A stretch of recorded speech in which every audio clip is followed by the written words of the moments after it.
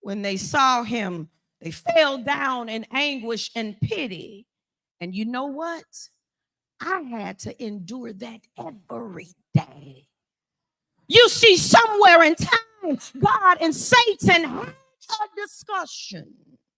God decided to allow Satan to test Job. He could do things to harm bone and flesh. However, he couldn't do anything to harm his life.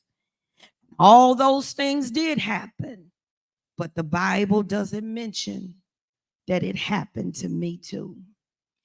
Now that you've heard my side of the story, let me say this to you this morning, that I was wrong. So you got to know when you're wrong. You got to be able to admit when you're wrong. I was wrong. I shouldn't have told Job to curse God and die. I was wrong about myself. Why? I had lost everything. I was a hurting mother. I was a hurting wife who lost children, money, and status. But all you ever hear is that I told Job to curse God and die. But I had lost nearly everything. I felt as though our faith brought us calamity. Was a hurting mother, hurting wife, hurting friend. The suffering and tragedies had literally hardened my heart. I truly decided to give up.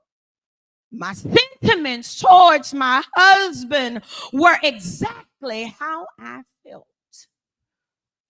You ever had a moment where you wanted to express how you really felt?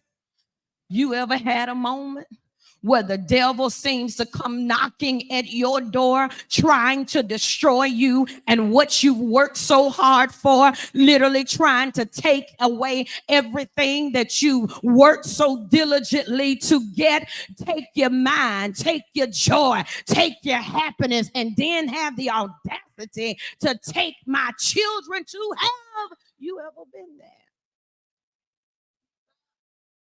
Those traumatic events in my life produced bitterness and resentment.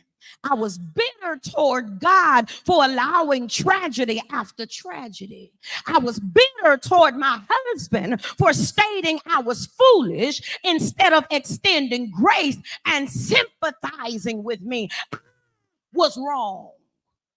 And I was wrong about myself. Though I was a dutiful wife, I may have failed to share with him the marvelous victory of trusting God in spite of not understanding God. I was wrong about myself because I thought I was in authority over my own life. Thought that the end of my story was in my own hands. But my story was always in the master's hands.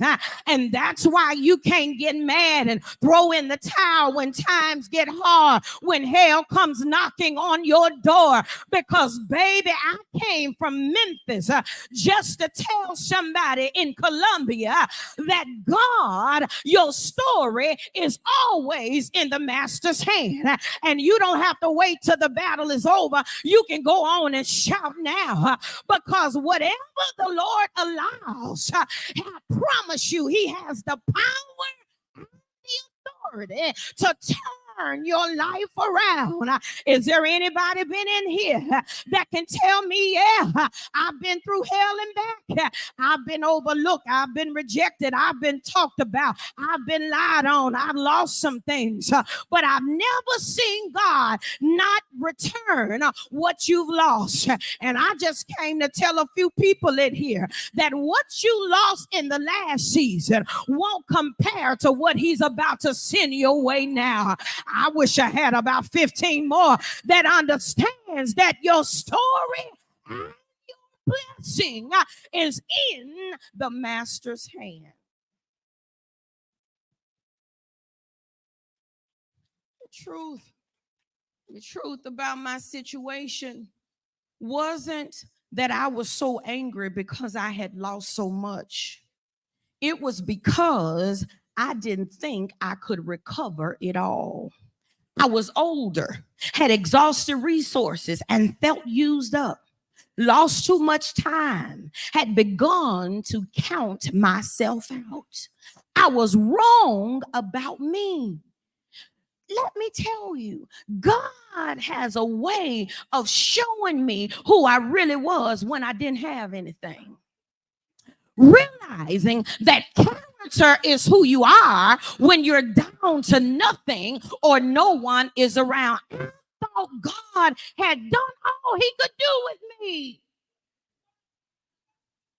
I decided that I possessed enough authority to tell Job that it was okay to quit believing that a better day was coming. I was wrong because I don't get to determine the length of other people's faith. And even when I see the point in which I would have quit, guess what? I can't impose my strength on other people. In fact, if I couldn't believe with Job, I should have taken my own advice. Let's tell him.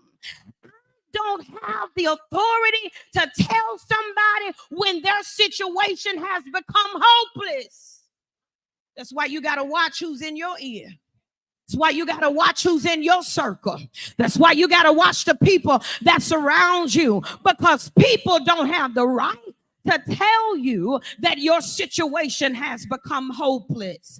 Maybe, just maybe, it was a good thing that he didn't talk to me.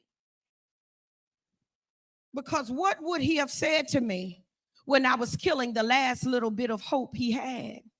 He had lost everyone. And if I was the only person around, I should have been speaking well into his life versus telling him there was no hope. My question this morning to you is, who have you been talking to? Who have you been telling that things aren't going to change? I know we don't have anybody like that in here, but who's been talking to you, telling you that things aren't going to change and you need to let it go? It isn't worth it. But I came to tell you, baby, that we should learn to speak hope into other folk. And if you can't speak it in your own life, at least speak it into somebody else's. And if you can't speak it into their life, I pause to tell you, take your own advice. Look at somebody and tell them, take your own advice. Learn to speak well over other folk lives and speak well over your life, even in brokenness. Because the one thing that I know, Jesus is able to meet you in your broken places. He's able to meet you exactly where you are. He's able to turn your life around even in the middle of a storm. What do you mean? The Lord mends brokenhearted. Yes, he mends the brokenhearted. And can I tell you, pain is real, but our God is real too. And you've got to understand that the Lord will not allow you to go through anything that he does not think you can handle. God knows just how much it is it's going to take to break your will, but not your spirit. I said he knows just how much it takes to break your will and not your spirit. Not only was I wrong about myself, but I was wrong about Job. I was wrong about Job. Watching this man whom I love so dearly suffer was disheartening. However, Job never lost his praise because he learned to keep possession, position, and people in proper place. Job never lost his praise because he had solid theology. He understood the flip side of God. What do you mean? Throughout his life, he exemplifies that praise is not a style, it's a substance. Mhm. So many of us used to sing the song praise is what we do when we're going through. But even when Job was going through, can I tell you, he was praising God.